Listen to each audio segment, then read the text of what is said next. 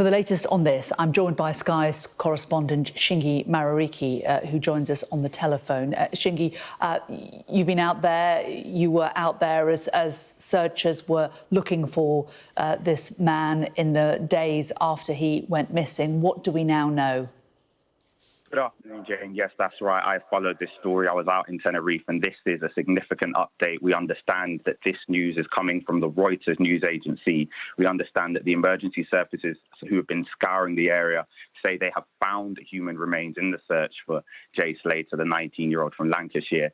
And they say that the evidence strongly suggests that those remains are those of the 19-year-old. They say that a body was found in the area that they had been searching since the middle of June, since 17th June is when Jay Slater disappeared. And then that triggered a search operation, which we saw involved a number of emergency services.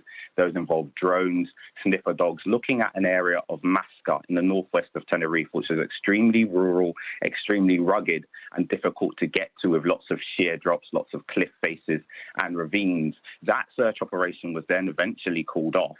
But I know that Jay's family was still out in Tenerife updating a Facebook group, which they had set up in the search and had been joined by thousands of people. They hadn't given up hope. They had made trips up and down to that mountainous region. They had put posters up in and around that town, in and around the area. And we now know that there has been this significant update in the form of a body being found. And just to come back to the events that we know of on that day, that Monday, 17th June, Jay Slater was last spoken to by a couple of his friends. We know that he had allegedly travelled from the music festival, the NRG festival, with two men to this mountainous region of northwest Tenerife, to the town of Masca, in a car. We then know that he tried to make a walk back which would have been 11 hours to where he was staying in a more central part of Tenerife. We then know he spoke to a couple of his friends. He said that his phone was running out of battery, that he had no water, and that he had injured himself pricking his foot on a cactus. That triggered a huge search operation in a case that had so much social media attention around it, so many eyeballs on it, and we now know that a body has been found in the search for Jay Slater. Shingi, we're just getting a statement from the Spanish police. Let me read it to you in full. The Mountain Rescue and Intervention Group of the Civil Guard has located the lifeless body of a young man in the Masca area after 29 days of constant search. Given the complexity of the case, the discovery has been possible thanks to the incessant and discreet search carried out by the Civil Guard during these 29 days, in which the natural space was preserved so that it would not be filled with curious onlookers. All indications indicate that it could be the young British man who has been missing since last June the 17th, in the absence of full identification. The first investigations reveal that he could have suffered an accident or fall in the inaccessible area where he was found.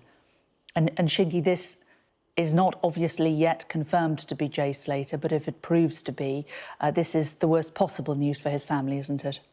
Yeah, that's right, Jane. His family never gave up hope. They stayed in Tenerife throughout this month and a bit in which the search went on, and they themselves tried to chip in with the search effort. I spoke to his dad, Warren, on a number of occasions as he went to the area, as he tried to retrace Jay's steps, and he was devastated. He was extremely upset about what had happened, and what we have now is potentially the news that they really didn't want to hear. It's yet to be confirmed, I must stress that, but it will have taken a toll on his family. His mum, Debbie, has also frequently posted on social media, responded to people who were part of a crowdfunding effort to help them stay out there in Tenerife. So this is the worst possible news for Jay's family. And I think another thing there in that statement that's worth mentioning, the police saying that this person that they've discovered may have come to some form of accident and been harmed in a form of accident, and had a fall.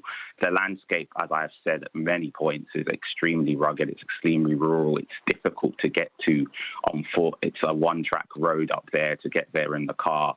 So that again suggests that difficult landscape made it really hard for a person trying to get back down. This has not yet been confirmed as Jay Slater, but I think this will be the worst possible news for his family, a reminder of just how difficult and arid and rugged that landscape was, which is why the search has taken so long and it's been so painstaking.